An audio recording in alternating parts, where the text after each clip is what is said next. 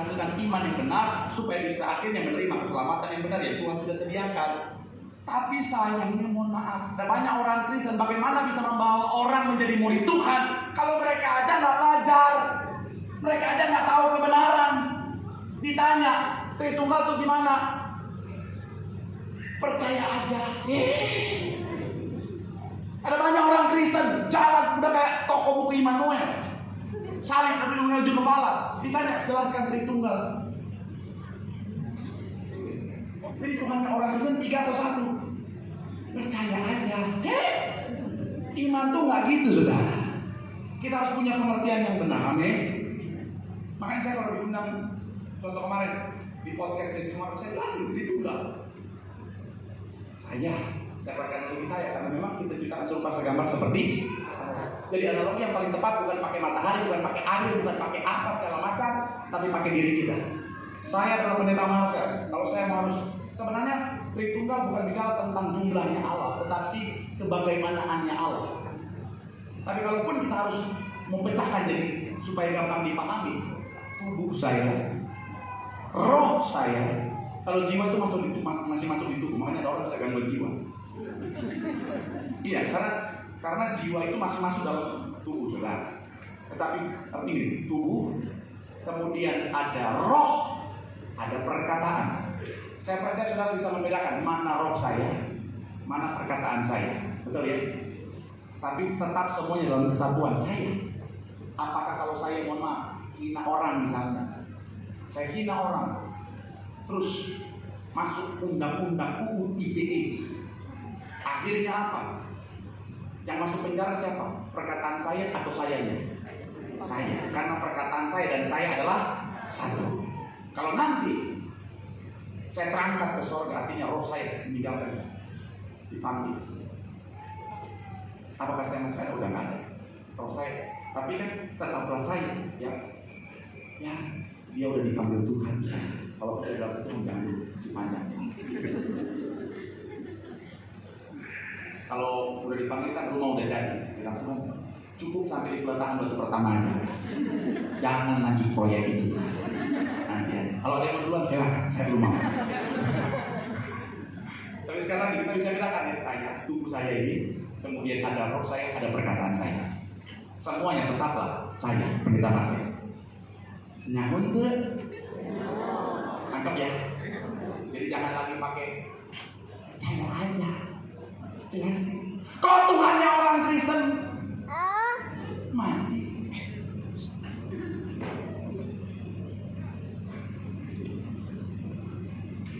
Kalau sudah tanya begitu jawabannya apa?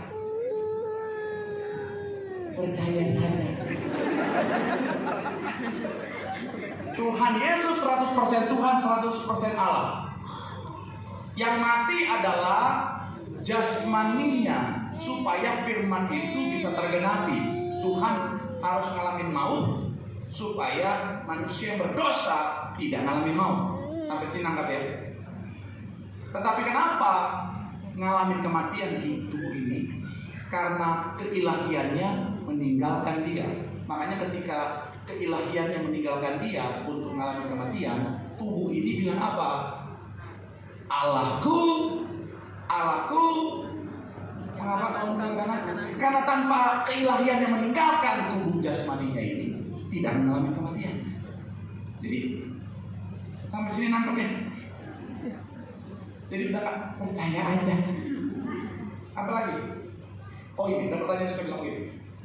Kalau Tuhan turun ke dunia, surga kosong dong. Hei, gorengan benyek.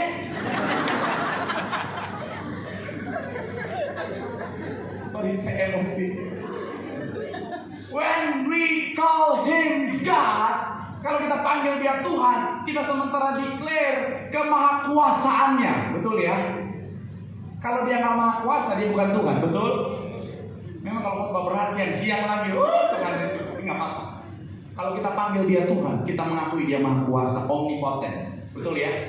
Kalau Tuhan yang maha kuasa, omnipoten itu artinya Dia omnipresent, maha hadir. Makanya Dia bisa ada di sini, bisa ada di cabang Sarbini, bisa ada di Kelapa Gading, bisa ada di Zimbabwe.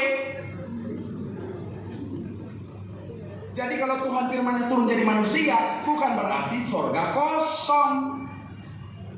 Percaya aja. Apalagi saya mau bilang sekali lagi saudara, orang Kristen harus belajar. Anak Tuhan harus belajar. Supaya apa? Supaya kita bisa mewartakan kebenaran, orang jadi murid. Karena kalau cuma sampai pengikut nggak punya pemahaman, ada banyak orang Kristen akhirnya tinggalkan Tuhan karena nggak paham. Shalom. Ada sukacita. Saya ngerti semua teman. Jadi jangan cuma pintar ngomong Yudas dia Pak Yudas. Saya mau bilang itu tanggung jawab kita untuk kasih pemahaman yang benar. Karena setiap jiwa berharga di mata Tuhan. Amin. Pastikan apa? Kita punya pemahaman yang benar supaya kita bisa mewartakan kebenaran dengan cara yang benar, supaya melalui depan setiap kita, pelayanan kita, banyak jiwa dimenangkan bagi kerajaan sorga. Tepuk tangan dulu yang paling meriah buat Tuhan. Bilang sama kanan kirimu, wartakan kebenaran. Jadikan semua murid Tuhan. Bilang sama yang ngomong, makanya belajar. Tepuk tangan yang paling meriah buat Tuhan. Yang terakhir mau masih berpikir depan yang ketiga, apa respon yang benar dalam menyikapi karya keselamatan? Yang ketiga, menyangkal diri dan memikul salib. Sama-sama bilang sama saya menyangkal diri. Sama-sama bilang sama saya pikul salib.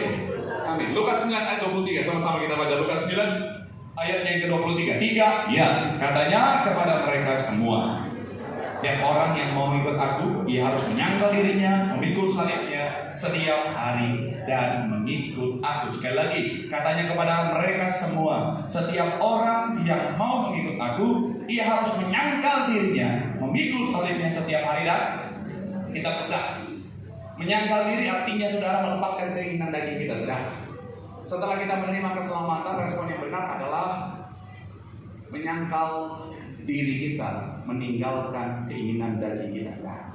Karena daging akan membawa kita pada kebinasaan. Kita bilang saudara, keinginan daging semua yang buruk yang akan ujung-ujungnya kebinasaan. Tapi keinginan roh adalah supaya saudara dan saya hidup menikmati keselamatan yang Tuhan sediakan.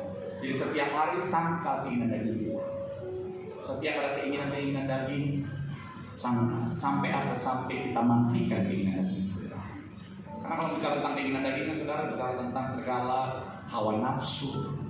Itu yang harus setiap hari kita kikis, kita matikan. Supaya apa? Hidup kita dikuasai oleh Roh. Jangan kasih makan keinginan daging kita, saudara. Karena kalau kita kasih makan keinginan daging kita, dosa itu akan menjadi besar, kedagingan itu akan jadi besar. Ujung-ujungnya roh akan terhimpit karena kita nggak kasih makan.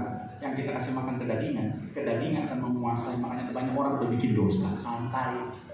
Saudara pernah lihat ada orang bikin dosa udah santai, dosa besar padahal.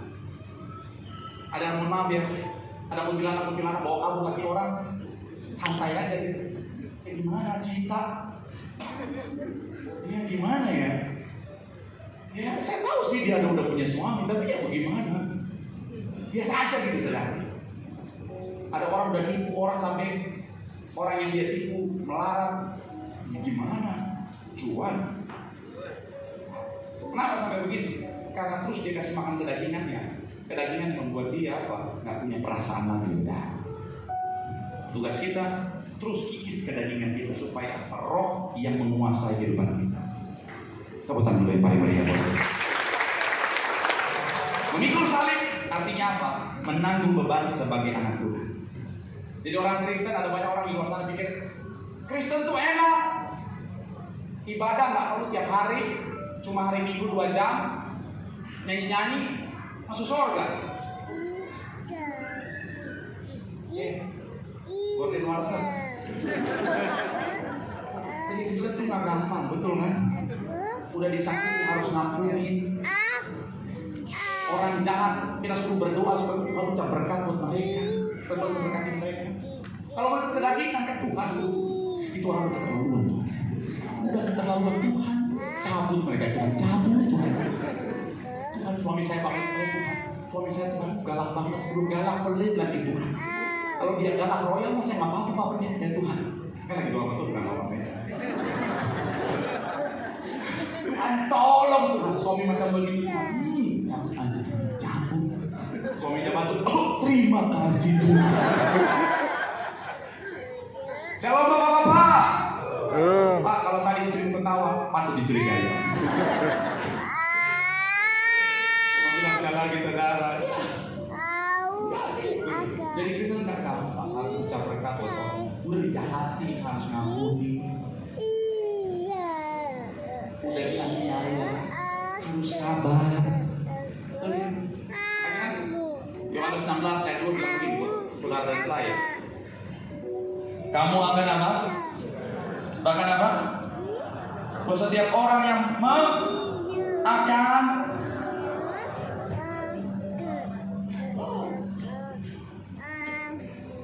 jadi Kristen itu nggak gampang.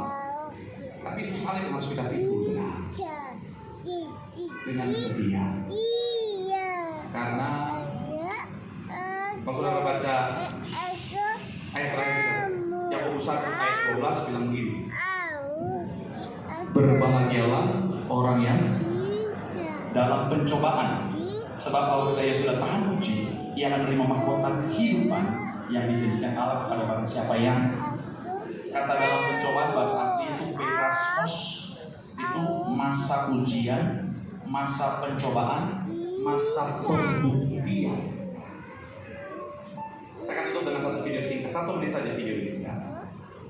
Silakan boleh muncul 1 menit saja. Ingat orang Kristen harus sabar.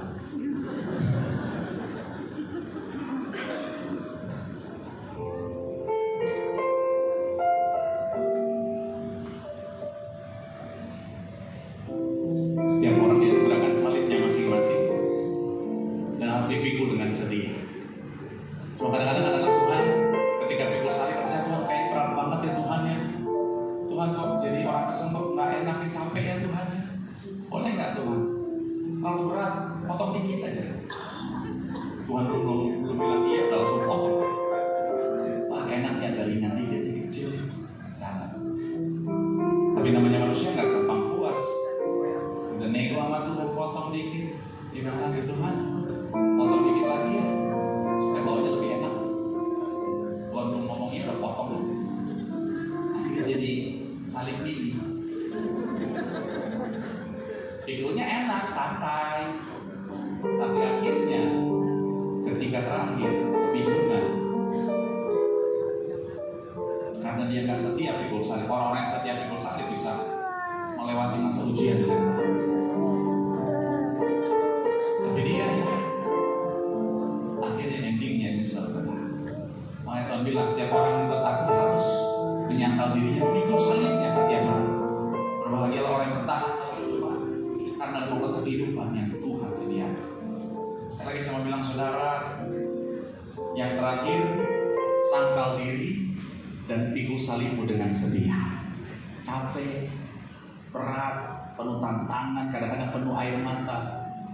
Saya mau bilang saudara, it's okay, tetap setia pikul salib. Karena itu adalah momen yang Tuhan izinkan untuk kita membuktikan kesungguhan iman kita, saudara.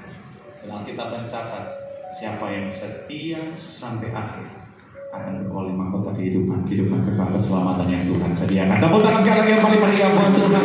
Bilang sama dalam dirimu, sangkal diri. Bilang sama yang ngomong